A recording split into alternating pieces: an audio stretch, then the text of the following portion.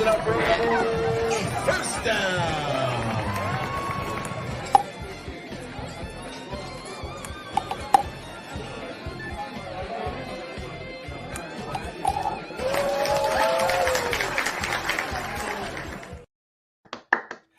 What's happening, everybody? Welcome back to the lounge. I'm your host, Jukebox, here with another episode of In the Lounge with JG, and of course, my co-host, Bro Fiki. How you doing, man?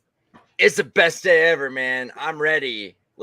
I'm so stoked for today's episode, and it's happening right now. Yes, you ready? Right I'm here ready. in the Let's lounge. Let's do it. Let's do it. We're doing it. And obviously, our guest tonight is very stoked about this as well. You can just see it on his face. Jed Harrelson. Welcome. What's going on, everybody? Thank you so much for having me. Yes, of course, man. Of course. And I appreciate you being so interested in coming on. It's always nice to give exposure to people like you. This is what we do here. And, it's just about hanging out and having a good time and getting to know the person behind the music. So I appreciate you coming on. I'm a talker, man. I'm ready for it. Let's hear it. Tell me a story. Tell me. Throw something at me. What happened today? Let's go. Yeah, what happened? Dude, today I lived part of a dream today. I woke up, I got to record music with my brother and, had steaks for dinner, and that's a really good day for me, Any day with steak for dinner is a good day. Mondays are kind of like my Saturdays. So we ate a big old fat steak and baked potato today for dinner. So, yeah. That's awesome, man. Is this your career? Like, is music your career? Is that what you do for a living? Yeah. So I was kind of I had a job in Nashville right during the middle of COVID, and I got fired for kind of a funny reason. We can talk about that in a second. Okay. That was August of 2020, but since August of 2020, I haven't had a job. And now I'm an original artist, but I make a living primarily right now playing music in downtown Nashville for tourists and weddings and private events and stuff like that, like frat gigs at colleges and stuff like that. Right. Slowly making the transition to trying to make a living with the original music, because I think that's the goal for any artist, Right. But so yeah, this is what I do for a living. I do music for a living, so. Yeah. Just to be able to say that has to feel good. Yes. Well, I mean, the way I thought about it was that's the dream right there. Anything else is bonus, I don't have a lot of money, but I'm happy and I get to make my own schedule. And right. It's kind of I'm very blessed, man. I really am. Yeah, dude, that's fantastic. And I'm guessing Jed Harrelson, that is your name, right? Yeah, Jed Harrelson. I mean, it's on my birth certificate. Yeah. All right. What's this? Okay, so what's the story behind Jed? Because I've never heard the name Jed. Really? Well, no, I've never heard it. And it's not Jedediah. It's not Jettison. My mom wanted a 3-letter or 1-syllable name, and so it was between Jed, Bo. I think Jack was one of them, but they went with Jed. And same thing with my brother. His name is Hank. I love it. Yeah. And so yeah, it's just Jed. And I know a couple other Jeds. Really? Over the years, I've connected with some people through social media who are also Jeds. Yeah. We're gonna put a little Jed gathering together. I like it. You should do it. You should start a Jed cult. Yeah, exactly. Some Jed heads. Yeah. Some Jed heads. Actually, that's good, man. It's like you don't have Jedi because I am Jed. Something like that. I'm working on it, guys. So are you Nashville born and raised? No. So originally I'm from Texarkana, Arkansas. Okay. It's right where Southwest Arkansas meets East Texas. Okay. And I'm from the Arkansas side of Texarkana. Okay. I've been in Nashville since January of 2020. So I went home for a couple months for COVID just because I think everybody was scared. Right. But altogether, about 3.5 months in Nashville. Okay. Yeah. Right on. It's funny because we've actually had several artists on from Nashville. We know quite a few people out there from multiple genres of music. So I feel like people Nashville's like the new LA for all genres of music, and a lot of people that are stuck kind of in some sort of category. They go to Nashville to rediscover themselves or find their own niche. Is that about right? You'd say you go to Nashville to find yourself.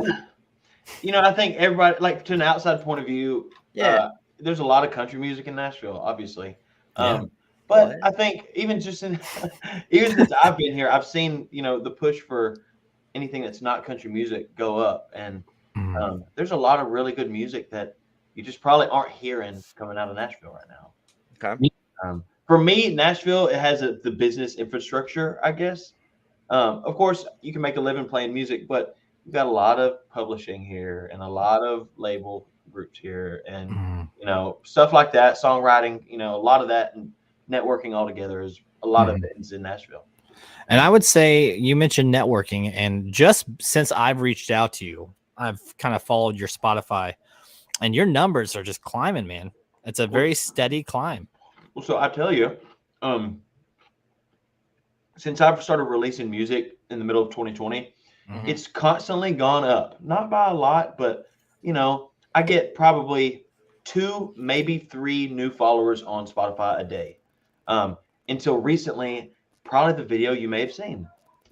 I posted this one video, and in 24 hours, I went up like 20,000 followers on TikTok, and like a few thousand. I got a K on Instagram now. That's awesome, and and it was all organic, and it drove everything to everything, and everything went up for a short time. And I'm very blessed, but I think there's been this one video lately that's just kind of shot everything up. And which video is that? And what do you think you did differently too? Because we're still learning stuff, like tagging stuff, using songs, like making sure. I tell you, the way I think it is, I post 10 to 15 TikToks a day if I can. Okay. All right. And this one video, it had a hook, like you don't hear anything the first couple seconds. Somebody in the crowd says, "Wait, can I cuss on here?" Yeah, man. Yeah. Somebody comes on the screen or says from the crowd, says, "Fuck it up, Jed." And then I start with this awesome guitar lick. That's the clip where I found you. Exactly. And, is it really? Yes. I think Hell what it yeah. is this started, and then the cool guitar lick started, and then the cool saxophone started, and then I started singing, and it was constantly hooking you more and more in the first 25 seconds. And that's why I think that it did it like that. And you want to know what caught me was the saxophone. I've talked about it on here. Like if there's one instrument I could listen to, it's the saxophone. Man. Oh yeah, man. Hunter Smith can blow that sax, baby. Dude. Yeah. And there's something about the sound of it, man. And actually your vocals over that sax, I mean, there's no better way to say than it's damn. Also, I've been playing. He's the only healing. saxophone player I've really played with since I've moved here. I played with a couple. He was on a pretty big gig that did. Some of these bigger artists can pay a little more than I can right now. Yeah. And so, which, all power to it. I love it, But there for a while, he was on tour with a bigger artist. I had to sub some out, but I've been playing with him for, about 3 years now, almost exclusively. Okay. Did you meet him in Nashville? Yeah, he was the first guy I ever played with in Nashville. First saxophone player ever I played with in Nashville. Nice. Yeah, it was cool. I wouldn't think about like meeting like any jazz players in Nashville. That's just me though. I've been through Tennessee a few times. You think country, but it's really not. It's interesting because I grew up in the South, literally, but also lived around there too. So when I think I don't know. I think like Louisiana, you'd have more saxophone players, but it has been growing and coming back. Do you play any instruments? Yeah, I'm a guitar player and singer. Well, aside from that, yeah. Yeah, I mean, I can play little keys, but I mean, nothing worth calling home to, I'm a guitar player. That's what I do. And sing. So I before we jump into like the genre, because I am very interested in how you decided on this genre. Like I said, because you seem like a younger, and this isn't a genre that a lot of younger kids get into. Not that you're a kid, but you know what I mean. Yeah. But I want to know a little bit about your background. Like, does that have a lot of influence on how you decided on this genre? Man, I grew up listening to all music. I tell you the way I started like playing music. My grandpa, he played the guitar and sang for any time our family got together. My first steady gig, I was in 8th grade, and me and him played once a month at this nursing home in my hometown. Oh, that's dude, it was awesome. I was 11 years old, and I had a paid gig. They paid me $50 and played for a couple hours for the sweet people at Sterling House Retirement Home. And but we played a lot of country music. That's I think as a guitar player, especially living in Arkansas, that's a lot of the things that you're going to hear right off the bat is a lot of country. Yeah. But my dad listened to everything, and I don't know, he's got some soul, he doesn't play an instrument, but he's got some soul, and I think ultimately the sound that I have, it is soulful, Yes. It's kind of hard to hide the Arkansas twang that's naturally in my voice, Yeah. So anything that I probably put out, somebody will be like, that's country, Yeah. But I mean, that's just part of it, Even if you had that metal scream going, it'd probably still sound country. I'll have a big old twangy scream. Yeah, exactly. That's good, man. No, that's good. It's funny that because my dad, one thing I remember from him, he very, very widespread music, but it was always mostly live, pre-recorded live shows from back in like the 70s and 60s. Stevie Ray Vaughan, B.B. King, just older Tom Petty, Paul McCartney, like all over the place. So yeah, I mean, I definitely grew up, and we've talked about this on the show, like on both sides of my family, because it was split families, just different genres of music. And growing up, I just got into more and more and more and more. So yeah. I think as I've gotten older, it's definitely I really liked that early 2000s hip hop, almost like an R&B pop stuff, that was coming out. And, I was gonna say, you're speaking my language, man. No, I tell you, I was in Florida, man, at that time. What do you got? Well, I tell you, somebody that I really listened to a lot was Mario. Yeah. We listened to Mario a lot, Really? Yeah, we did. I'm trying to think Fabulous. Off the top of my head, like Chingy. Yeah. Chameleonaire. Yeah. Oh, hell yeah. But it was Cisco. It was. I think for me, especially the guitar part comes from like neo soul R&B guitar playing. I think probably my songwriting could still be a little bit considered country. Like I said, but anything that felt good, I was listening to it and I was trying to recreate it, and create that good feeling, Yeah. So you started, 11 years old, man. So you started playing music pretty young. Yeah. But even before that. I started like first time I was able to like play the guitar, get a chord out or two. I was writing music, Wow. I tell you, my very first songwriting came. I had a cousin. His name was Chance. Rest in peace to Chance. But we would make these parody songs. Weird Al was kind of an influence at a young age, So Shocking. We wanted to make all these parody. Yeah. So we wanted to make all these parody songs, and so I think that's where I first started getting into songwriting. Was doing that. Right. Writing country music, and helped my grandpa every year would put out like a CD to give to all his friends and family of just singing all these covers that he loved. And he wanted me to put one of my first songs I ever wrote on his CD. So, dude, there's like a CD floating around out there. I was like 10, and my voice was horrible. And it was. What would it be called? I'm gonna go on this thing called eBay. Oh, dude! I mean, it's. I would be very surprised if you could find one, But the song was called "Seasons of a Country Boy." Okay. And it was about me talking about what country boys did in all the seasons, a country boy, And so, but yeah, that's kind of how it all got started, So, country boy. So, like, did you actually grow up in you say Texarkana? But I've heard of Texarkana. Is it really that small of a town, or no? It's not. It's not. I mean, all like Texas side and Arkansas side together, I think there's like 90,000. Okay, that's small compared to Kansas City. Yeah, but I mean, I grew up, in the woods and fishing and hunting and hanging out with family. My family was very tight, and I think we had country-esque qualities. I mean, I'm about as country as a boy from Southern Arkansas can get. Right. That's not like I didn't grow up on a farm or nothing. You know how to put on overalls and shoot a 22 gauge by the time you're 5. I mean, we shot guns. We got guns Hell and yeah. stuff. But yeah, man, I do love. It's funny because by the time I was 13, I fished in 43 states. Oh wow! So I love traveling, river fishing, lake fishing. Nice. So Kansas Hell doesn't yeah. have a lot of good fishing, but When I was in Texas, this would have been 1995. I discovered what an armadillo was while it was dark. We were out BMX biking, went over a little bump, whatever, and hit, like barely clipped an armadillo. I've never been so scared in my life. I thought I was gonna die. I've never seen one before. Yeah, what the hell is this thing? Dude, they carry leprosy, Armadillo. they say, Yeah, man. Yeah. That's what they say. I don't know. Yeah. Texas is a different animal. That's for damn sure. It is. I like it, but Yeah. it's hot. Yeah. It's a different ball. Well, hey, man, it's hot here right now. It's humid where I'm at. It's like 100. I think the heat index today was almost 120. Yeah, it's pretty hot. Pretty brutal. Yeah. So what point in your life did you decide, I'm moving from Texarkana and going to Nashville?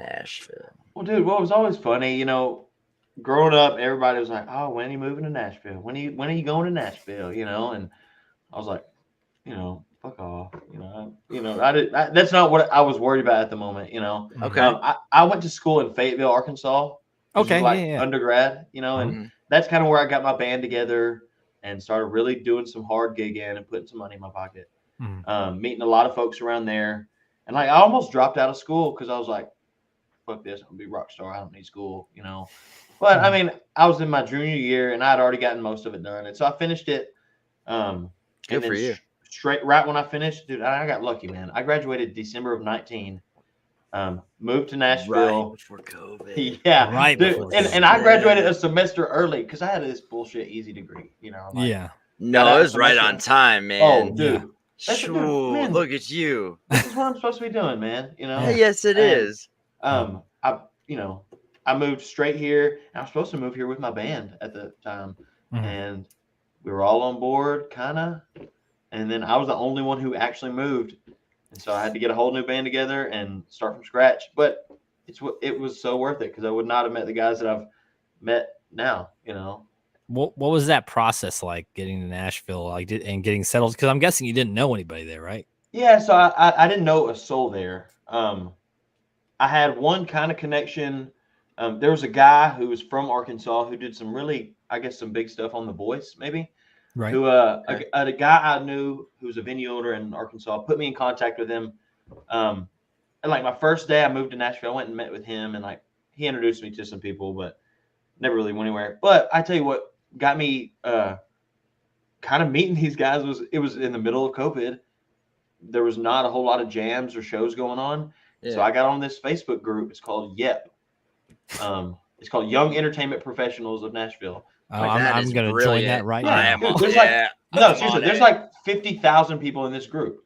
And I get on there and say, hey, I'm new to Nashville. I need a bass player, a drummer, and a saxophone player. Hit me up. And then met some guys, started playing, booking shows, started playing, kept it going, blah, blah, blah, blah, blah, blah. And there we go. And we're still doing it, And, dude, that's insane. That's impressive. So that's how you met like all of them, right? For the most part. So the guy that I'm playing with on the saxophone right now, that's how I met him. A bass player hit me up saying, hey, I'd like to play. I got a sax guy. He can come too. And I don't play with the bass guy anymore, but saxophone stuck around. And but yeah, for at the beginning it was Facebook. Yep, that was the thing. But I've met a lot of people at jams. I've met a lot of people at shows. Networking, man.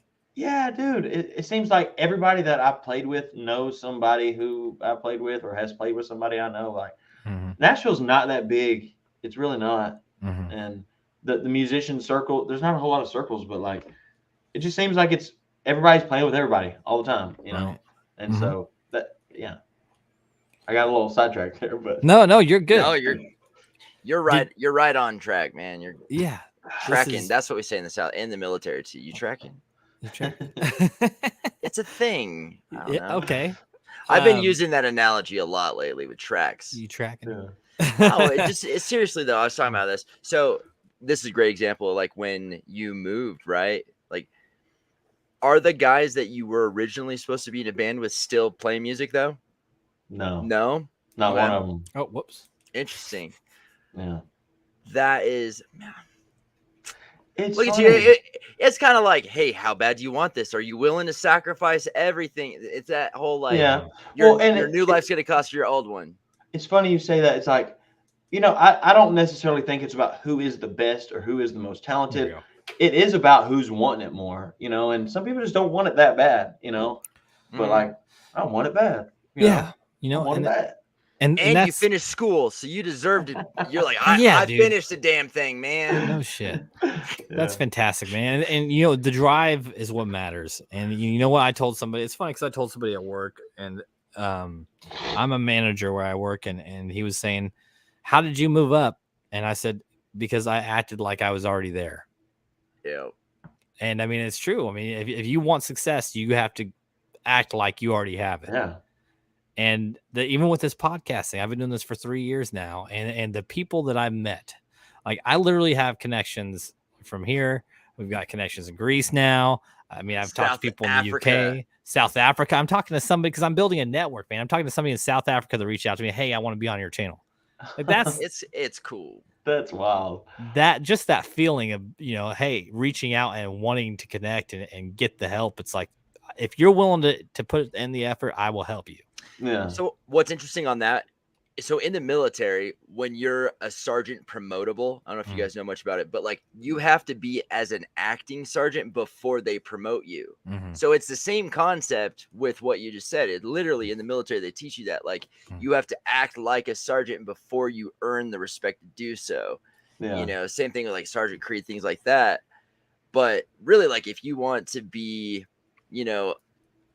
the designer of a band and have this whatever, like you have to have that kind of built out in your brain, like write it out, what does it look like, what's it feel like, what's it smell like, that whole experience of like my friend Brad just walked me through this recently, and he's like, I want you to imagine that this already happened and you're feeling that right now. And then he's like, divorce your old self to become your best self. And I was like, whoa, dude. Because this is just, I mean, I love what you do. Your music is dope. And I'm like, thanks. I didn't have that dream. I had a dream to do stuff like this. Similar, not the same, but similar. I know how to play the keyboard. With it. So this one. Did you plan on having a saxophone artist, or did it just kind of happen? Yeah, bass player. But originally in my first band in college, it was me, a drummer, a bass player, and an alto saxophone. And I was like, I liked the way the sax sounded, and I knew one guy who played the sax, and we didn't really even know each other. Friend of a friend of a friend, and I was like, you know what? Let's just give it a try, and it stuck. And then it was on my when I moved to Nashville, get a saxophone player. All right. And so I mean, it just became your vibe. Yeah, dude. And the sax is kind of a part of it. Very rarely do we do anything without the sax. We still do sometimes, just like when it calls for it. But for the most part, I mean, the sax feels good, and it's kind of part of the sound. Right. Hey, Melissa. Hello, Melissa. And that's like I touched on earlier, like it's rare these days. I mean, you don't see a ton of artists out there that use a sax, especially with a vocalist as young as you. So I'm guessing you're what, mid-20s? I'm 25. Exactly. So that was right. Yeah. I remember when I was in high school with Yellow Card, they had a violin, right? And that was odd. You just don't. You usually think of a band, you're like, okay, you got some, certain, you got your basic strings, you got the drums, percussion, you're good to go. So, out of like when you're playing gigs now, are you seeing a little bit more with saxophone players or like other brass at all? I know some people that have full blown horn sections. They got the trumpet, they got the trombone, they got the sax. The whole 9 yards. And yeah, Ty, that sax is something else in that. But I mean, there are more groups than I had expected to have a sax. There's probably 2 or 3 bands that I see around downtown that have a saxophone player, and they add a lot. It adds a lot of color. It does, man, and that sound, like being able to capture, because not only can you get the emotion in your vocals, you also get that emotion in the saxophone. So you got these two things that play together, and it goes so well. That's why I said your voice going with it, dude. It's perfect. Yeah, he'll play some stuff that will literally make me cry. You know? Have you cried playing? What, playing? Yeah, like live. Probably not on stage. You know, Oh, come on, no, man. not yet. I think one day, you know, if we play a big enough show, you know, maybe one day, you know, but. I am a crier. Like I cry, but just not like on stage. You know. I bet he's a water baby too. Well, and that's you say big enough, but look, man, you're getting ready to do a tour. You're getting ready to tour, aren't you? Or have you already started? So let's hear it. We're kind of doing some Weekend Warrior stuff. You know, Right. We're hitting new markets, trying to sell some tickets, Mm-hmm. and it's all DIY. I don't really have an agent or anything. You know, cold calling, cold emailing at venues, and you know, like some places we're selling more tickets than we've expected, and some places we don't sell a single ticket. You know, and so it's. We are touring, man. We're doing it, but like, yes, dude, we're not playing to thousands of people yet, you know. Yeah.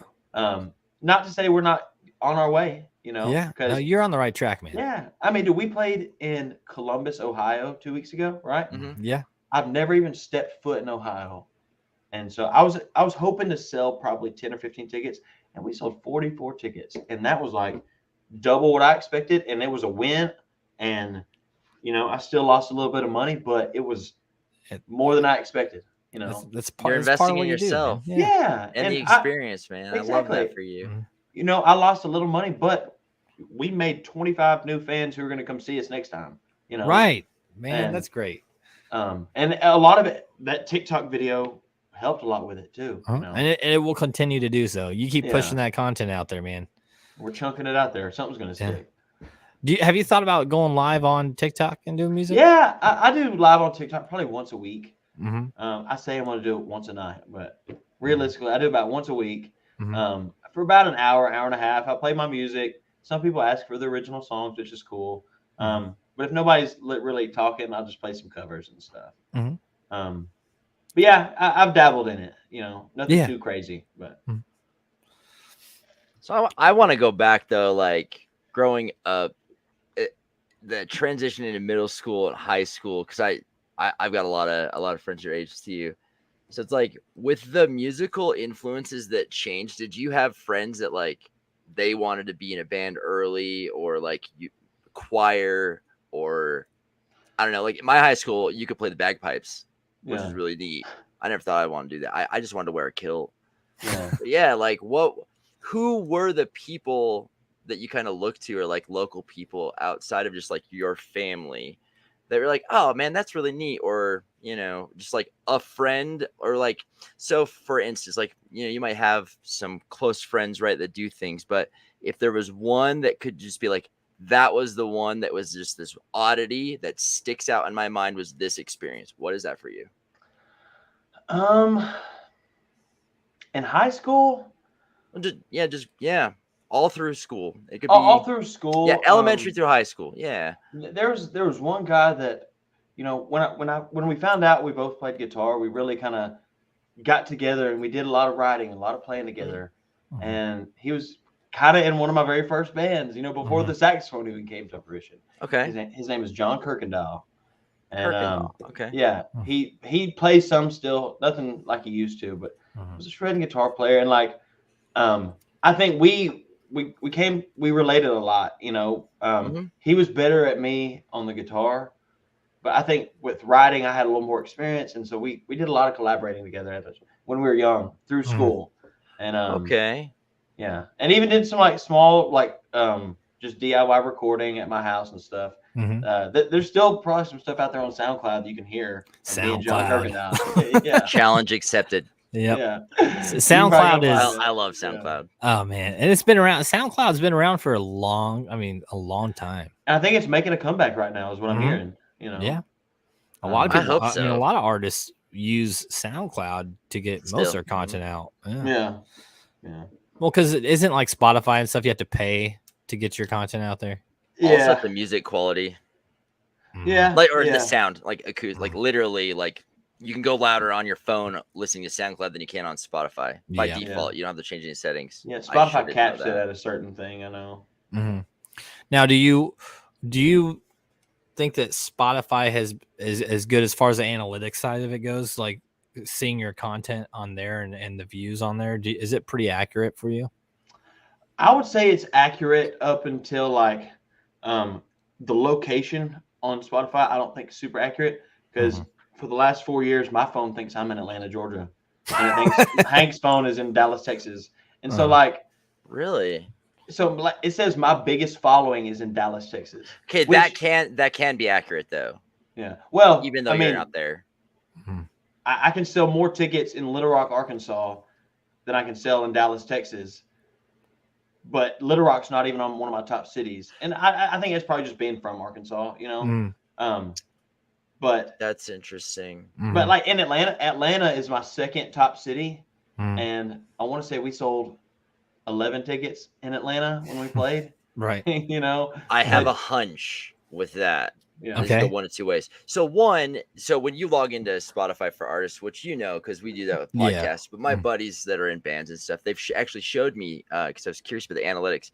One, it kind of gives you like a premonition or like prediction of where you should tour. I wonder if those are cities that need people to tour through, and that's why it's doing that, like a recommendation. Yeah. When you read the fine print. Or that actually people there are listening. But you got to understand when you're on internet or like on your phone and you're in a city that's 50 miles away, you might be on the VPN or TPN for the network. So temporary or a visitor network on your cell phone. So let's say AT&T versus T-Mobile, it will automatically connect you to that city. So that's one thing to consider. So that could be accurate for sure. But I'd be curious, like if you're touring, man, I got ideas already. I just like, but that's interesting. How did that make you feel though? You're like, this is right or this does not make sense. I mean, when you expect to sell 75 tickets in Atlanta and 11 tickets your hopes up. Yeah, it did. It was kind of a smack to the face. But did you write Spotify and complain and ask for like, you know, big old vouchers? Letter. Yeah, I would. Honestly, I would have. I know the guy to contact. I know a guy that knows a guy. But like, dude, with the touring, man, we are learning something new every day. By no means are we experienced doing this. I think this year is the year that we're hitting the road. You know, 2023 has been that year, and I'm doing booking in 2024 already. We're going to be on the road a lot more than we have been. Yes. And so, what are we traveling in? Yeah, I was just gonna say, please be like a band like Dumb and Dumber or like a 1980s Chevy van, something. In January, I bought a GMC conversion van. Oh yes. Yeah. I'm ready. To do this. It's gold, and I call it the loaf because it looks like a big shiny loaf of bread. Oh, I love it. And it's perfect. The back seat folds into a bed, and I got a trailer we pull for pulling sound and stuff too. That's what's up. So yeah, it's a 2012. And I found it. I got a steal on it, and I've been driving that. We put about 12,000 miles on it so far this year. That is probably the most the interesting thing we've heard in a while on here. Cool. Well, and also it's on the sax loaf. Exactly. But you know, it was like my first real purchase too. You know, and. So that was kind of crazy. I like gave away my dad's old truck that he lent down to me, you know, for it. And dude, it's like it's got some character, it's got some swag to it. You know? Man. Now we might lose a little money in gas, but you damn right we're pulling up looking the coolest. Yes, I love it, man. Seriously. Mean mugging in a loaf. Yeah. Yep. And everybody who's riding there is feeling good. They're comfortable. You know. Who cares if it's, you know, $150 to fill the tank? Who cares? Exactly. Yeah. But it's cool. You got like a picture of this somewhere? Like I'm gonna have to look this up after. Like, I post about it on Instagram frequently, and my new merch shirt it's got a picture of my van in a kind of a cartoony. We're trademarking the loaf van. It's not trademark. It's not trademark. Do it. Just get a sticker. I'm just letting you know. I'm actually looking this up as we're talking right now. I'm finding this band and we're showing it on here. So much research. It's great. I love this band. There should be a link to like see the shirts on my Spotify. All right. Yeah. Okay. I've been watching and by the way, I hand press every shirt, every koozie. I put together every ashtray. All my merch is made by me. I use a silk screen. It is made with love, dog. Okay. Yeah. We're gonna find this van. You guys just keep talking because I'm finding this van right now. We're gonna find this van. Now, was it something specific you were looking for, or you're just like, I need something, and you're like, this is it? Talking about the van? Yeah, like I mean, research on like what you wanted, or I was thinking something. about getting like some old church passenger van or something like that. Okay.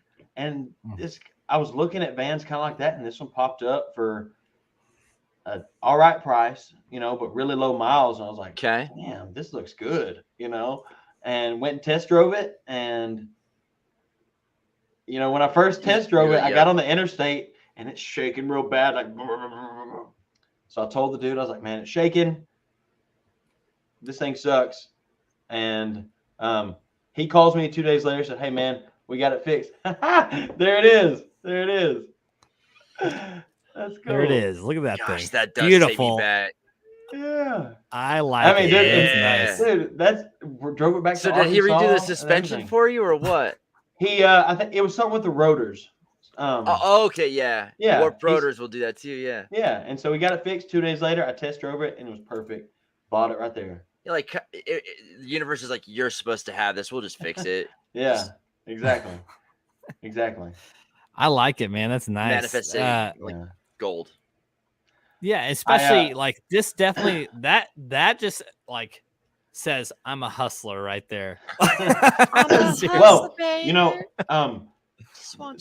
it's more expensive than I was hoping, but in a way, it's like it's driving me to go book shows. It's driving me to like I gotta make this happen. Yeah. If I want to keep this van, and so like it is there.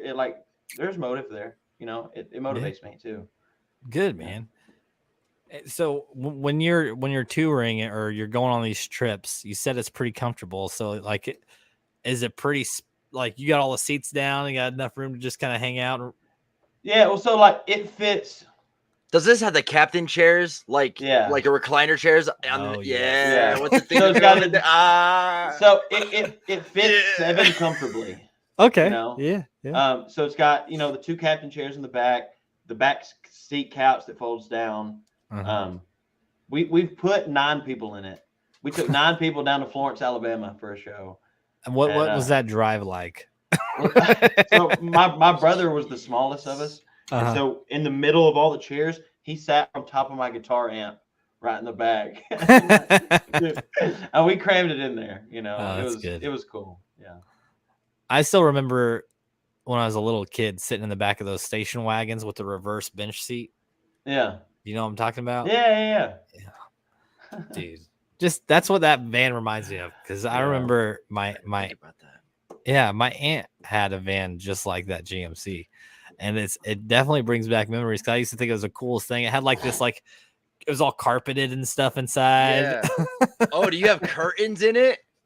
I got the blinds, retractable blinds. Yeah. Oh yes, you're so gangster, man. You got me and my girlfriend. We went for our 1-year anniversary. We went camping for 2 days in it. I can imagine. It was awesome. It was really kick ass. Yeah. Hey, Jude, can we get a van to go tour when we're ready to do our thing? Yeah, man. Do a podcast tour. We're gonna get a tour to you and throw it on a. I love it. We're gonna let everyone autograph it too, just like my car. And speaking of that, we do something, and I guess let's throw it in. You want to talk about it? Yeah, you want to talk about it? Okay, let's talk about it. We did this last year, and we're planning on doing more of them. We did something called a tour to you. It is a virtual concert that we do on here on JG's Lounge, private event, and the money gets donated to a nonprofit organization. We raised almost $300 for a nonprofit organization. And all we did was we reached out to these artists that we've had on here, and we said, hey, send us a 15-minute set, and we're going to showcase you on this concert. And it was a pre-recorded set, and the artists came on. I mean, they were on in the live chat. It was so cool. Oh, that's sick. was a 2-hour long show, and the artists were literally in the chat talking with the people watching. Yeah, we're it. all It was just the coolest hanging thing. out with them and everybody that came on, and they would just be like their own like little video, and we would talk about them to their history, and it was just like we're just all marketing each other, and everyone's talking to each other like, man, I really like this, or like let's work together, let's collaborate, and I'm like, this is what music is about for me. That's Yeah. Like I don't care if you're a rapper or you're on a cruise ship on a tour. Oh, that dude, was cool. We had somebody. Darren Dowler was on a cruise ship and just like he filmed on the boat and then sent us this thing, and you know we had acoustic stuff, like everything, and I love it. And it was literally like all over. So we literally told all the artists, whatever you want. It's your music. It's just going to the people watching. So you record it however you want. Creative as you want to be. And it was so neat, man. So we're gonna do more of them. So if that's something that you'd like to be a part of, man, keep me in the loop, man. I'd love. I want someone to do like all onesies, like Teletubbies and Care Bears and stuff, and like play like hardcore screamo for a music video. I would 15-minute set in front of your van, dude. That's what I want. We can do it in the van. We talked about doing like an in-van session. Yeah. We do a lot of live sessions down in Kansas City or Salt Lake City, and we'll hang out. You know. Yeah. Seriously. We got fry sauce. Yeah. Well, dude, I'm working on trying to book a show in Kansas City. Yeah, and I reached out to Mammoth. I haven't heard back. I'm gonna reach out to some individual, and they're. I mean, they do all the major venues too. So like it's hard if you don't know somebody in it. And I'm sure you know this. Like reaching out and getting responses isn't easy. I mean, Jesse's been doing this for a career for a few years in Salt Lake City, so he knows the big. I've helped a lot of people get booked just without knowing it. But like for example, like Nolan, you would just reach out to the venue that Nolan got booked in, and you know what I mean. That's how it works. You have to. It's crazy. So that's a good question right here is how has been the process of booking your own shows, not having a manager? Or being that's a good question. Like, what are you doing to do this? Because literally, we do get asked by everybody, and I'm like, yeah, dude, I got you, or at least I'll connect you to somebody, but you might not have me. Yeah. I mean, to be honest, what I'm doing, I'm looking up, 100 to 250 capacity rooms in any city I'm trying to go to. And of course, I try to have one anchor gig that, makes it worth it for us, whether that's a college party or a wedding or something like that, or just like a private party that will pay for most of the trip. I try to book them around that, sponsoring your shows, or sponsoring travel. Exactly. But then also it kind of just depends, like who's asking for us to come there, and so what I'm doing, I'm shooting cold emails probably once a day. I'm sending probably 50, and I get about 3 replies, and 2 of them say no. Brother, after this, give me a call tomorrow, and I'd love to just help you. Like, seriously, some tips. I would love to. And we have some, honestly, with Utah, we have some amazing musicians stop through here, and we'll get you in the right hands, at least here. And there's a few other people. Like, it doesn't have to be that hard, man. There's something, and that's something that I'm working on, is building a network. And I've talked with him about this because me and him are partners. He's got his business, I've got mine, but we are partners in this all together. But is not just having you on as a guest, but being that connection for you. And that's what we're working on developing. And it's going to happen. I mean, in the last, oh yeah, Stella Lola, baby, that's Stella Lola. He's working on an app to help artists, and it's. I mean, we got some big things, and we can talk about it afterwards. Oh yeah, because okay, but you are sending out 50 emails, cold emails, whatever. How about, all right, who do you want to play with? Who do you want to share a stage with? Good. Yeah. I mean, be specific and like all the way to the ceiling, like rock star number 1. Like you would just die for it, or like, and then just somebody you like you could be like, I want to play with Justin Bieber or in like NSYNC or something, and then you could be like Ludacris. Yeah. I'd say realistically right now, I'd say Marcus King. Okay. Amazing. I mean, of course, John Mayer. Maybe less of John Mayer, more Alan Stone, Marcus King, Leon Bridges. Trying to see who else. Teddy Swims is somebody I've been really on. I love, Teddy Swims got some vocals on it. And the way I've been approaching it is like when it comes to like trying to get on opening for an artist, especially on my Spotify, people who listen to Jed Harrelson also listen to these 30 artists, and I'm trying to reach out to their management and their booking and their A&R, and just like, hey, bitch, let me open for you, you know? Right. Which almost never works, you know. But and you know, it's funny. I want to not throw this back because you mentioned you use Facebook groups to get you a band. I wonder if that'd be a venture for finding places to book. I wonder if there's groups for cities that have just venues. There are ways to do it because you have groups and pages. It's different, and then you got business suite. Like, how has that been adapting, like the apps and stuff? Like when I was a teenager, we didn't have that stuff. Like we had newspapers and stuff. You know what I mean? Facebook groups is helping. I'm in this group called DIY Tour Posting, which helps some.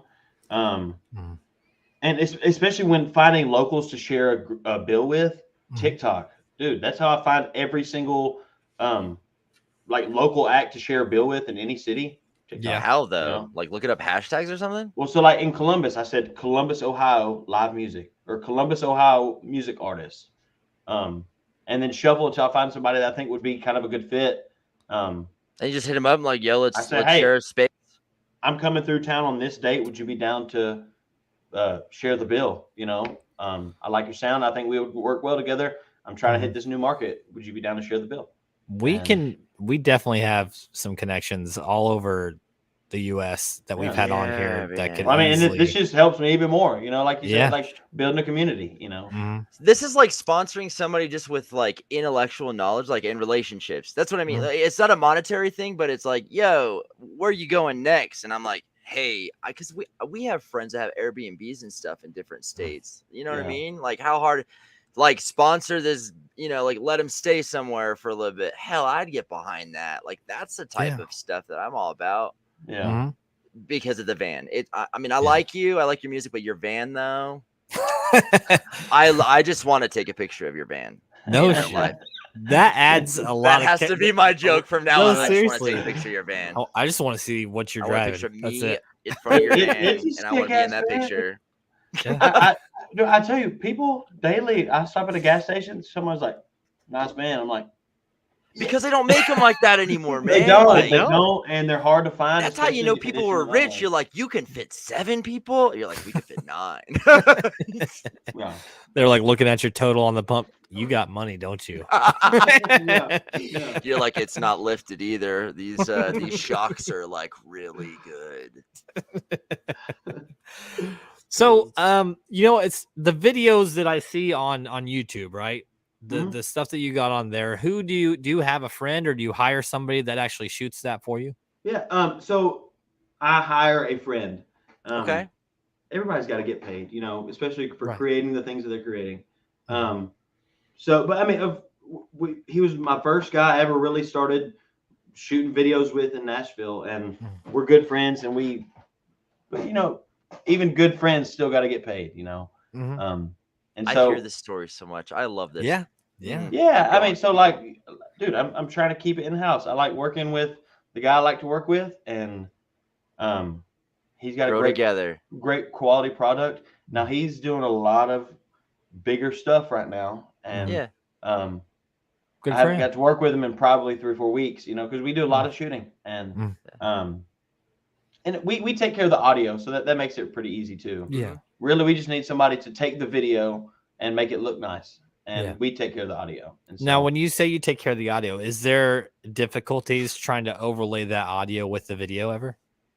I mean, what you're seeing is what you're hearing. We, you know, clap and we match the clap, and we record it live at the same time as the video. So once you match the claps, it's there. Because you got you got some of the music videos where it's like on a front porch, you know, and it's like I've had people on. In the past, we've had people on where it's like we had to record it so many times, and then like we had to play the drums slower because it didn't line with Baba. No, so I mean, I mean, you know, you get on camera and you clap in front of the camera, in front of the mic that's recording everything. You know, we hook up to what's the 18i20, and I got a 8 input snake. 4 on the drums, 1 on the sax, 1 on the voice, 1 on the guitar, 1 on the bass. Just synced up. All right. Yeah, and we clap it, and especially when we do it outside, we get an awesome mix from it. And my brother Hank, he does all my engineering, production. mixing, mastering, keeping it in-house, Mhm. Yeah, man. And so I mean, what you're seeing is what you're hearing. Like, That's awesome. So I think it is harder to try to, like you guys, like you said, try to play the drums a little bit faster. But no, Yeah. man, if you hear flub in the thing, it's because he That's flubbed legit. that's how it should be. It's Right. organic. It's very real. Yeah. Mhm. That's why I love that. Yeah. And that's why we do these shows live. There's a lot of podcasts out there that do pre-recorded content because they want to go in and chop it up and take out the ums and the ahs and the fucks. But I no, want you to see my French fries. And then it gives people the opportunity to come on, watch it live, and even interact with, ask the artist questions, the guest questions, ask us questions. So yeah, man, I mean, I'm right there with you. I feel the same way about it. Yeah. And there are times where we take 3 videos and one of them didn't look good but it sounded good, one of them sounded good but didn't look good, and so like we you can there's something some stuff. Yeah. If you have to. But we try to make it to where what you're hearing is exactly what you're seeing. I love that. Yeah. Most embarrassing moment so far, what you got that you've experienced or that like you watched happen while you're doing all this stuff? What you got? Oh, wow. Or the funniest thing, most embarrassing or most funny? I'll make it easier. Something to do with the van, I'm guessing. No, dude, this happened last week, man. We were playing downtown Nashville, and this guy like bought us all a shot, and I took this shot, and dude, I didn't, but I almost did, and I almost threw up right there in the mic on stage. I'm talking about it's coming out my nose, my eyes are watering. I'm trying to sing this song, and I'm like, and people are like, I can see this, like this lady in the front is like, "Are you okay?" And I'm like, "Dude, dying." It was Fireball. It was Fireball. Oh, that's funny. Like real Fireball or like? I mean, it may have been like Jack Daniel's Fire, maybe. Yeah. Okay. I have to is that there was a lawsuit with the little bottles versus the actual stuff. That's what I was asking. Like the little ones wasn't alcohol. Yeah. Well, so the place we play at, I mean, it's kind of a fancy joint, so they brought in this really nice chilled shot glass. It's like, but I don't know. It did not go down super great. I don't love taking shots, and for about a minute and a half, I looked like a fool on that stage. You almost, but you didn't throw up, but you were about. I did not, but it probably would have been better if I just like went and threw up and came back. Yeah. But I looked awful for about a whole song. Just the owners. Let's just go back. Oh, man. Thank you for the shot. And I'm sure there might be some more embarrassing times, but I'm trying to think. There will be more to come. There will be more to come. Yeah, I know there will be. Yeah. Those kind of stories, though. I mean, it's the stuff that you don't hear about. That's like I like to hear about it. Just to kind of reiterate to where we first started about how I got fired. Okay, yeah. This is a story that I typically talk about, because it kind of kickstarted me into being full time. I was working at the Graduate Hotel in downtown Nashville. Okay. And I was like top flight ballet, like kicking ass at ballet, making a lot of money, middle of COVID. And there would be a lot of celebrities who would come there, who would check in, and I'd park their car. Casey Musgraves. Yeah. So I was parking Casey Musgraves' car. And so I was like, "Oh, this is the perfect." Well, I thought it was the perfect opportunity to like write on my card. I have these little business cards that I give out, and on the card I said, "Hey, I'm new to Nashville. I think you're awesome. Listen to my music." And I left it in her cup holder. And that's brilliant. Dude, she got really upset. Said that I outed her privacy, and I was so disrespectful for trying to solicit my music, and they fired me on spot, dude. Damn. I had never been fired from a job in my life. Damn. You know? Oh, did you just laugh or did you cry or both? Dude, I was in tears. Okay. I mean, and this is in the middle of COVID. Nobody's hiring right now. It's a bad time to lose your job. I was lucky to have a job. I get it. But for about a month, I was really down. I was sad.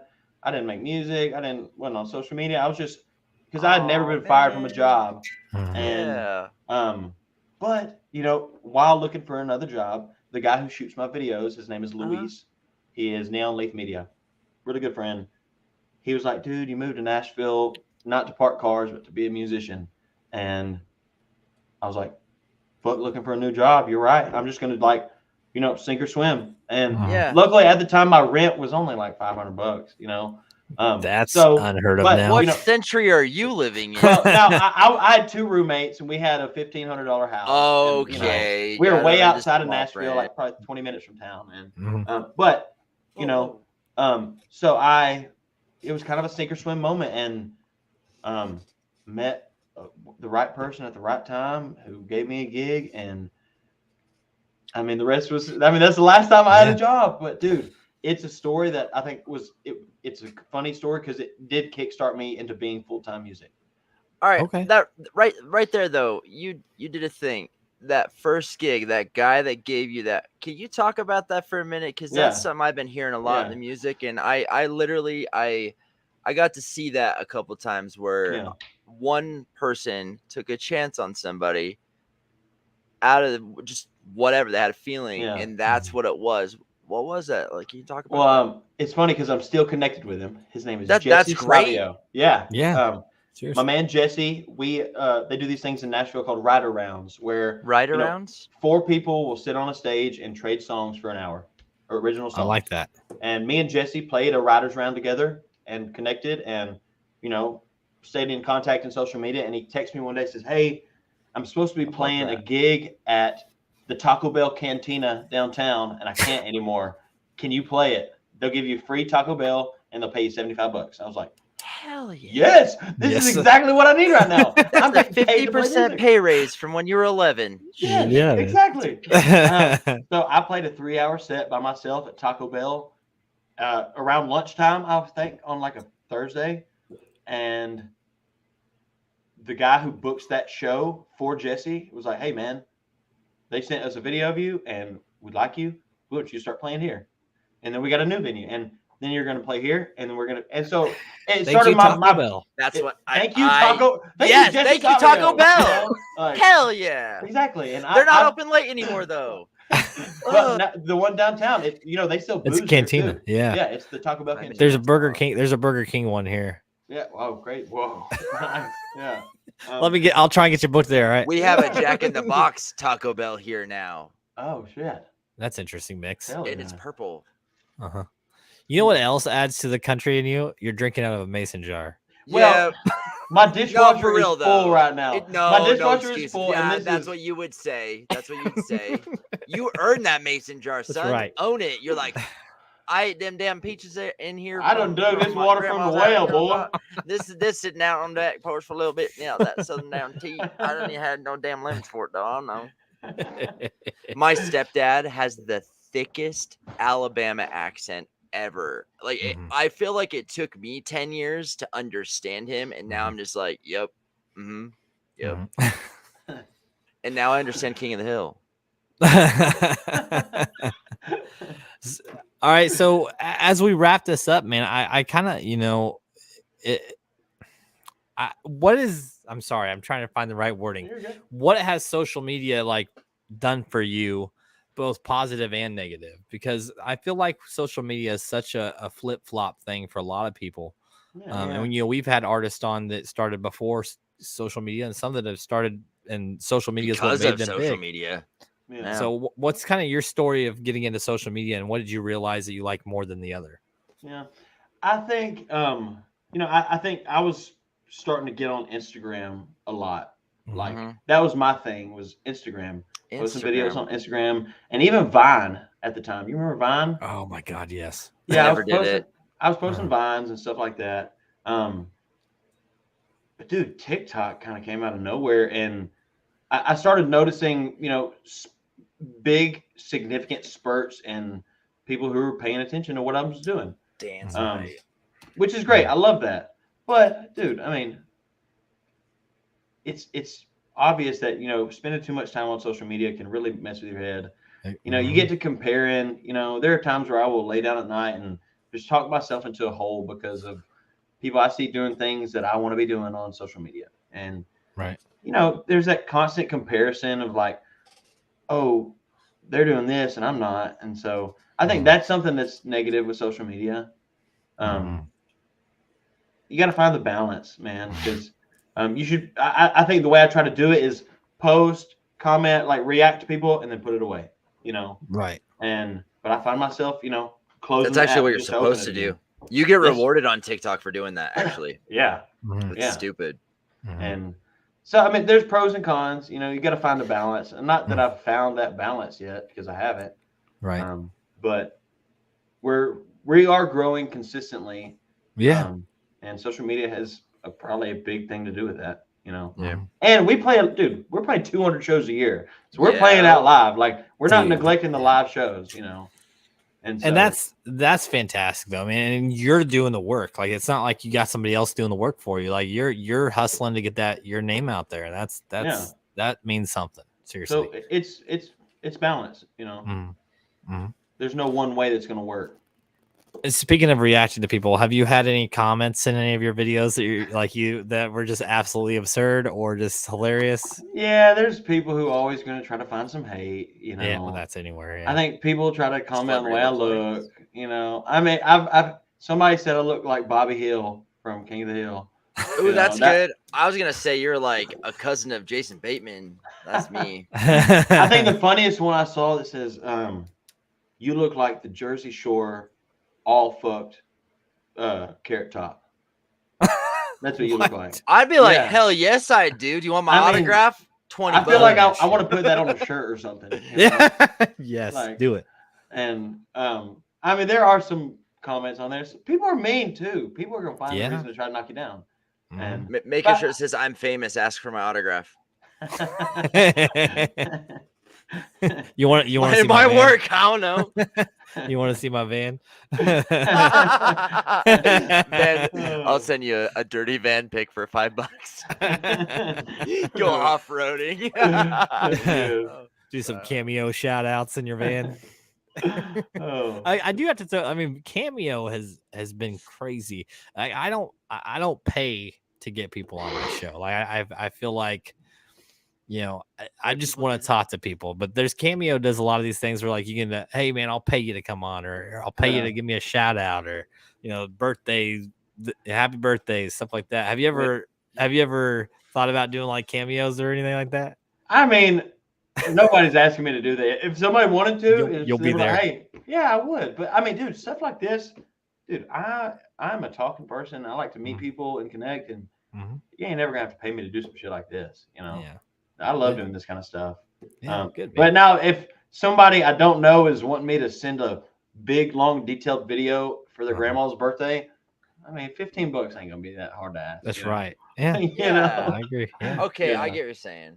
Yeah. And with TikTok being the way that it is, and Instagram and stuff like that, there's gonna be somebody who watches your stuff and is like, man, that is good, and like reach out to you and be like, look, my kid's obsessed with you, or my mom's obsessed with you. Could you do this for me? Yeah. And there have been a couple of people that do some stuff like that. If it makes me feel something, I'm definitely gonna do some shit like that, And I'm a feeler. I will find a reason to feel something, And so yeah, man.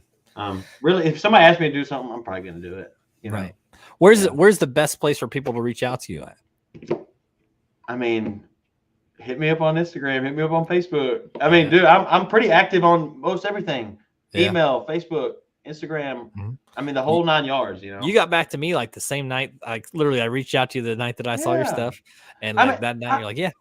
I'm genuinely very happy that people want to reach out to me and work with me, or just let me know that they're liking what I'm doing. And like, to me, it boggles my mind that there are people out there who have people wanting to talk to them, who appreciate what they're doing, and they will not give them a time of day. That's what this is about, man. This is all about helping people like you out, man. Exactly. And I think the only way this grows is if you just meet new people and make new friends. And I'm not meeting fans, we're meeting new friends, basically. Yeah. I mean, you made a friend out of me. I mean, look at that. Here we go. I'm like, I want you to tour through, or seriously, like I'd all started with a camera for me, to be honest. Like on accident, so someone took a chance on me too. It was like, hey, why don't you come take photos of my birthday party thing? That's all I heard. I'm like, yeah, okay, cool. And it was a whole performance at this bar venue thing, and it was they're like, hey, we love your photos, we do concerts, you want to come do this? I'm like, boom, there you go. Right. And that was it. But what's interesting is like when you meet people or whatever, like I never listened to EDM music or went to EDM shows, but I have this last year. But prior to that, I was like into screamo hardcore stuff. The year before that, I was into country. Yeah. It's wild. You meet somebody, you're like, this is, and then you just fine tune, tweak it. Yeah. You're gonna end up with a recorder in your damn band, or a recorder from the second grade, bro. You know what I'm talking about. Yeah. I got one somewhere in this room. Bring it back. Yeah. Bring it back, baby. We don't need harmonicas in this house. We need a recorder. Let's take it back. I want a saxophone and a kazoo. That's what I want. Like a Kalamazoo? What? Yeah. Well, I want to, This is great. I want to give a wrap up to everybody, to the show, and appreciate everybody that tuned in today. I've seen people jumping on and off. And Jed, man, I'm gonna keep helping you get you booked, and I know Jesse would be more than happy to help you out. Thank you. And everybody, go find Jed on Instagram, give him some support. TikTok, great dude. Your music's fantastic, and I know you're gonna keep growing. Seriously, it's fun. It really is. It's just fun music. I appreciate it, man. We try to make it feel good. What is the best way to support you? As a fan, what's the best thing I can do to support you? For real. Comment on the videos, buy a shirt, buy a koozie, All right. I mean, that's the way, All right. Where are they going to buy it? Huh? Where do we go to buy stuff? JedHarrelson.com, baby. You have your own. I love that. Yeah. And I made the website too, so even better. Yeah. Boom, take that. I mean, it's on Wix. In the van. Wix. Is that what you said? He's going to get a tattoo that says "Made in the Van." Made in the van. You heard Jam in the Van? I don't made know. in the van. Oh yeah, hell yeah. You heard that song? We made it in the van. Yep. Hashtag made in the van. All right. And to everybody that tuned in tonight, once again, I appreciate y'all. Until next time, we'll see you around. Peace out, Cub Scout. See you, fellas.